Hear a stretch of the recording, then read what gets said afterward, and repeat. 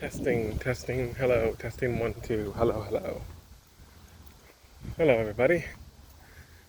I wasn't gonna record a video, but I took my phone out for some other purpose, take a picture of something, and I thought, hey, while I'm here, why not?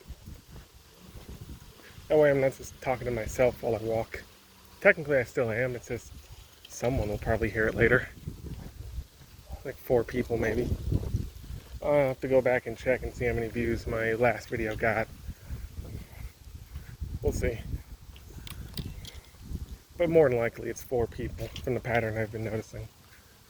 Wonder who those 4 people are. I don't know what I'm going to talk about. I didn't have anything planned. I just started recording. Maybe I'll talk more about Caitlin, or maybe I'll take a break from that and talk about something else instead. I don't know. I guess we can see.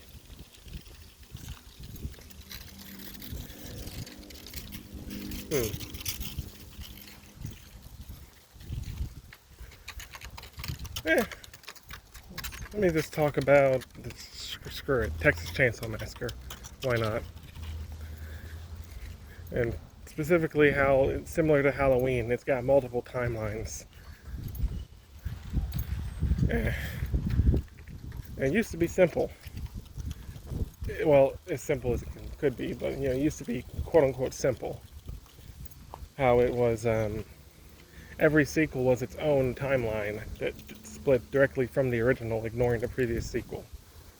So 3 ignored 2, and 4 ignored 3 and 2, etc. So far that's 3 timelines. The original timeline, it was the first 2 movies. The next timeline, first and third movie, and then the next timeline, first and fourth movie. Simple. But now, with the newest Netflix movie, and I say newest, but this movie came out a few years ago, but I didn't hear about it at the time. Life stuff got in the way. But that movie, it's called a requel, which I've never heard that term until this movie. A requel. What the hell is a requel? Well, from what they explained, it's a choose your own, which one you still want to be canon in your head type thing. So more than likely, it's actually just the first movie and this movie. But if you want to make your own head canon where you can fit any sequel you want in there, that's a possibility. So, my 2 favorite possibilities to do is the first 2 movies, then the Netflix movie, or the first movie, the 2013 movie, and then the Netflix movie, ignoring the 2017 prequel because that movie was just not good. I don't like the twist. I don't like it.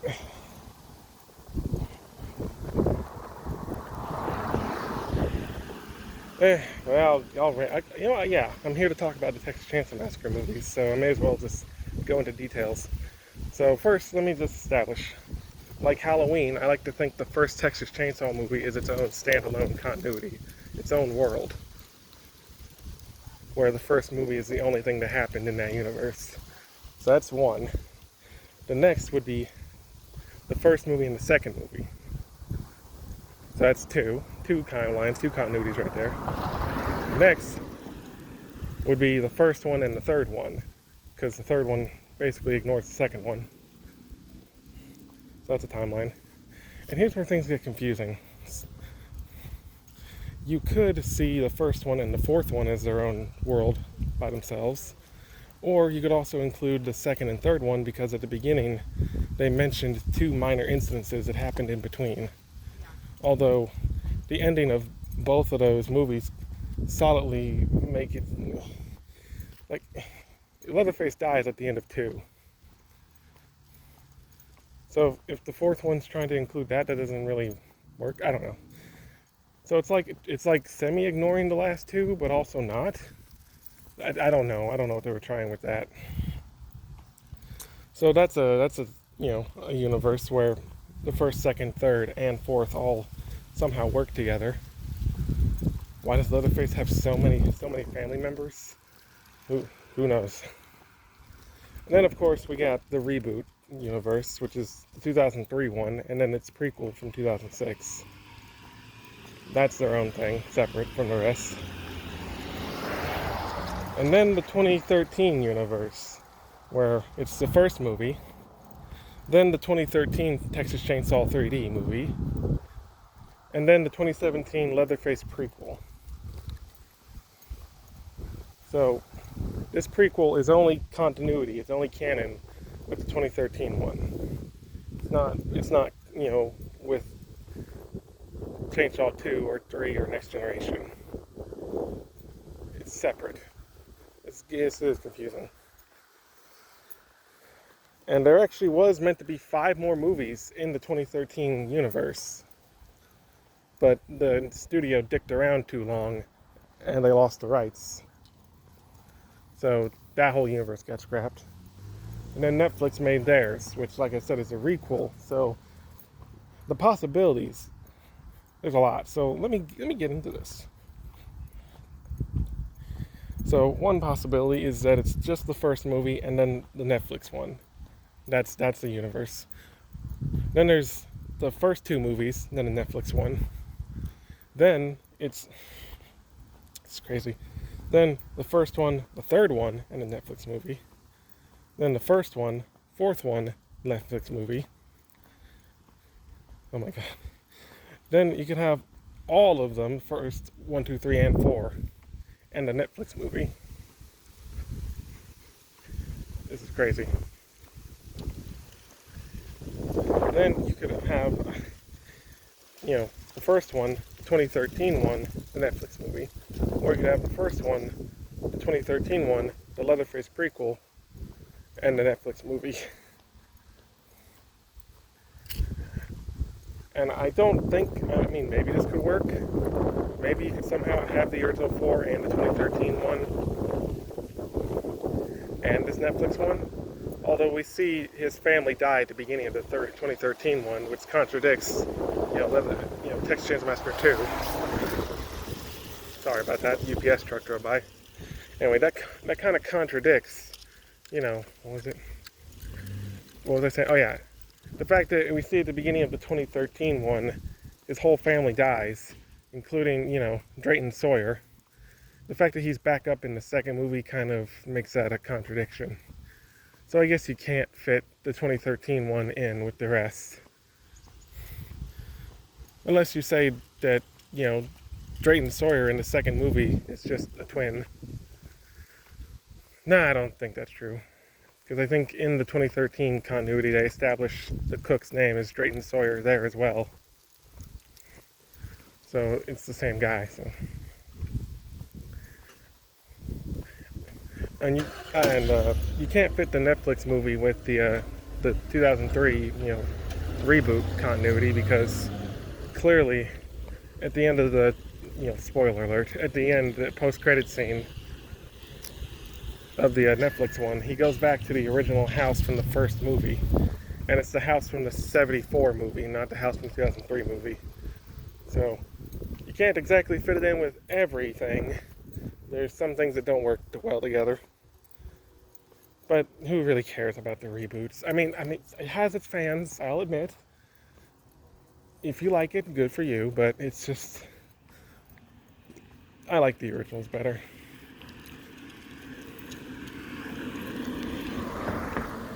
Yeah. Now I'm just going to talk about the fucking 2017 fucking Leatherface prequel. It sucked. It's an alright movie on its own. It's not great, it's just alright. But,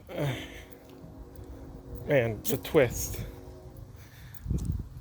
Let me tell you, they had this big guy, I think if I remember his name, Bubba, clearly setting him up to be Leatherface. He doesn't talk, he's big, has some weight on him, so he's like fat, kind of like Leatherface. He's kind of got the mind of a child, roughly. They're clearly setting him up to be Leatherface, only for him to die near the end of the movie and reveal that Jackson, the smooth-talking, well-composed guy is the one that becomes Leatherface. His face gets scarred from some gunshot wounds, and him getting betrayed by the nurse that he fell in love with caused him to lose his mind and revert back to a child? I don't know. It should have been the big guy. I know it would have been obvious, but you're telling me that the big man-child, the mentally deficient Leatherface, had a not comprehension. What's the word I'm looking for? What's the word I'm looking for? Comprehensive ability? I guess comprehension is right. He had. You're telling me that the big child trapped in a man's body, disabled, special ed and special needs are both, not politically correct anymore, so I'm just gonna say disabled. You're telling me this disabled man was once a normal guy who was able to riz up a nurse, and just getting shot in the face and getting betrayed somehow completely damaged his brain? Yeah, getting betrayed sucks, and getting disfigured sucks, but I don't see how that would, what? I don't, what? Whatever. After he started becoming Leatherface, when, his face got injured and, he got back reunited with his family, it kind of, seemingly worked. He played it well. You could kind of semi-believe that this guy could turn into Leatherface, but it still doesn't sit right with me. So I'm not a fan of what they did there. That guy is not Leatherface, I'm sorry.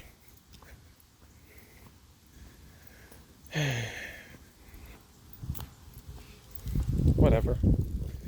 But now we move on to the freaking Netflix one. And as I say, 2013 we had Texas Chainsaw, and now this one we have Texas Chainsaw Massacre.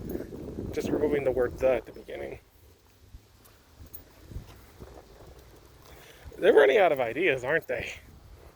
Whatever. Everyone just calls it either the Netflix one or they call it by the year it came out. But regardless, it's a pretty decent movie. But Leatherface, okay, so look at Jason, look at Michael, look at Freddy, and look at a handful of other killers. They got that whole thing going with them. You shoot them a bunch of times, and they just seem to tank those bullets and keep going. You stab them, shoot them, burn them, take them down. Anything that would normally kill a human, they just get back up because they're indestructible movie monsters. Leatherface, from movie one all the way up till now, was, yes sir, he was a little crazy, and he had, I can't say that R word because it's not politically correct, but, that kind of strength, as, the old saying goes. But he wasn't a superhuman. He was just a guy, a mentally unwell guy who wears people's faces. That's all he was. That's why at the end of the second movie he's dead, and the third movie ignores the second one because, well, if you're a normal human, you can't come back from getting a chainsaw through your gut and then blown up with a grenade. So, he was just a guy that we know of. I mean, some people maybe assumed he was probably a killer like that could probably take bullets and keep going. Everyone just assumed he was because of the genre that he's a part of, but they never showed it in any of the movies. Presumably, he's just a guy.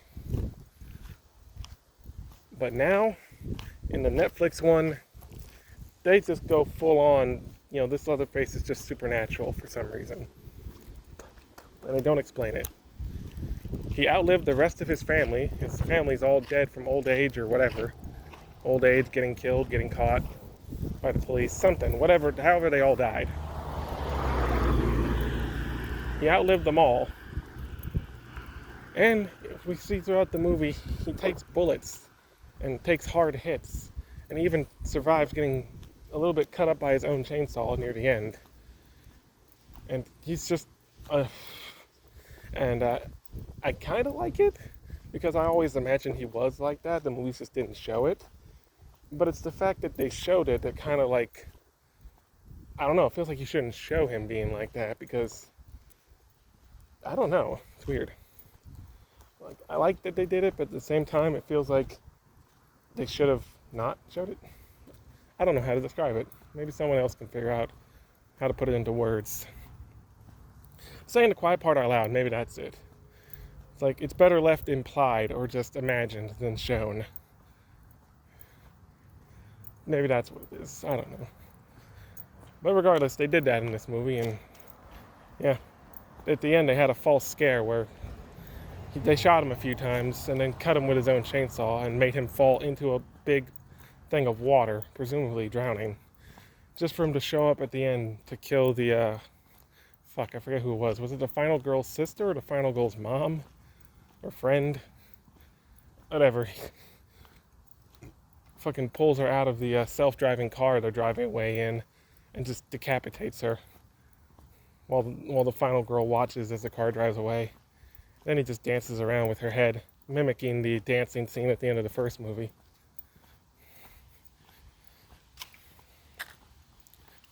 So, he survived drowning, gunshots, and his own chainsaw. Because he's just an unkillable killer like that now. Which, I don't know. They implied in all the movies, from the first one all the way up to the end of it, that presumably he was just a normal guy who's just not mentally well. He's mentally disabled. Big man-child. And his family, he's only killing because his family's a group of killers. And they're kind of abusive to him.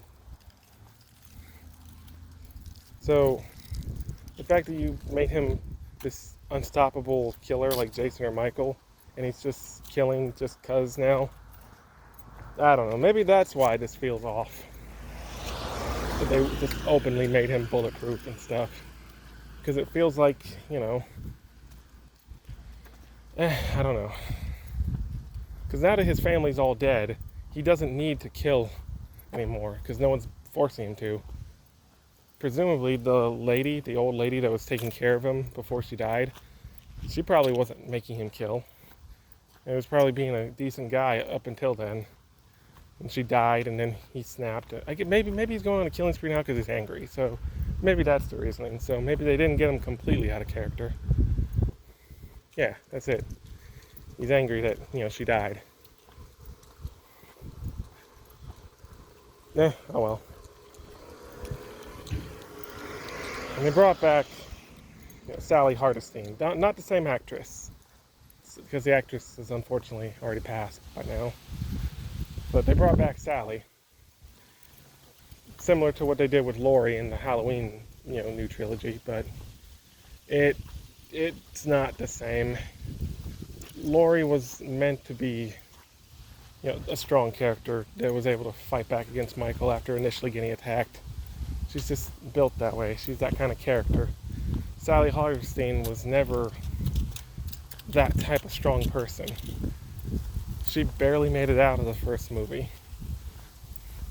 And she's not... They did it because Halloween did it, and they're like, ooh, that movie did it, let's do that. Even though it doesn't make sense for this character. So she comes back all guns toting, ready to get her revenge and blah, blah, blah. Only for Leatherface to not even remember who she is. And when she tries to get him to acknowledge who she is or whatnot, he just doesn't say or do anything. And then when she figures out that, hey, you don't even remember who I am, do you? He just walks past her to go kill the rest of the characters in the movie. Which is a very confusing scene. He's killed everyone in sight until now. Why did he not kill her when she was right in front of him and trying to have a conversation with him? Why did he just purposefully ignore her to go for the rest of the kids? Well, he kills her later in the movie anyway as she tries to attack him. So maybe it is the whole revenge plot. He blames the kids for the old lady's death. So he's going after them specifically and he doesn't remember who Sally is, so. Hello. Hi. Three-legged dog. I hope he's living his best life. Anyway, I don't know. Yeah, they brought this character back. They didn't need to, and made her something that she wasn't meant to be, and failed at being anyway, because she ends up just dying anyway. She's, sacrifices herself for the final girl to survive, as well as give the final girl some words of encouragement or some shit. Yeah. Oh well, movie's still good. Well, a lot of people hate it. They think it's ridiculous, but just ignore that. Some people hated the second movie because it was way different than the first one, but it was different in a good way. It was great in its own regard. Toby Hooper, may he rest in peace, knew that he couldn't catch lightning in a bottle twice. So instead, they decided to go for something completely different. Meanwhile, every other sequel, 3, 4, the reboots, etc., they all just seem to want to try to copy or recreate or do what the first movie did. And that's why a lot of the sequels get complaints, because they're not trying. So I appreciate this, I appreciate the Netflix one. It's trying to be like 2. It's not trying to copy 2 the same way that, every other sequel copied 1. But it's doing what 2 did, and that it's trying to be its own thing. That's also why I like the 2013 one, even though a lot of people hate that one too. But, I appreciate that, it's different, and I enjoyed it. Everyone else seems to fucking hate it. And to think the scene on the bus where they're like, oh, you're getting canceled, bro, and then he slaughters them is stupid. And ruins them. No. I mean, yeah, it's stupid. But it's enjoyably stupid. It's a fun movie. It's a fun dad movie. Like, I like this. I like to think that this is the next follow-up right after 2. Especially since they established Leatherface in this movie that he is the immortal killer type. Meaning he probably could have survived the chainsaw and the grenade from the end of the last movie. So the first one, the second one, and this movie. Perfect continuity right here. I would say the 2013 one was a good continuity too, but with the prequel, they fucking ruined it. So, yeah, completely ruined it for me. So, this is my new favorite, continuity right here. First one, second one, and the Netflix one.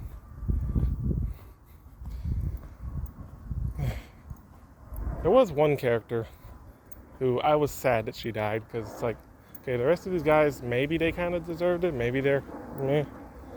But this one chick, the chick who tried to climb out the window of the bus near the back, but didn't get out in time, and Leatherface just cut her perfectly in half, she actually seemed like she was alright, and she didn't deserve that. But it's a slasher movie, and there's usually only meant to be one final girl, and she wasn't it, so I guess she had to be the one to go. But it's so sad that she was almost out. She was getting away, and you were kind of like, yeah, get away, and then cut her in half. I'll give them props for that. A lot of horror movies nowadays, it's been a problem for modern horror for like 20 years now. They don't make the characters likable. They're just, so you don't feel anything when they die. So the fact that this character, I actually felt something to her, yeah, good job. You made me feel for a character when they died. You did something that horror movies have been failing to do for a long time. So, good job.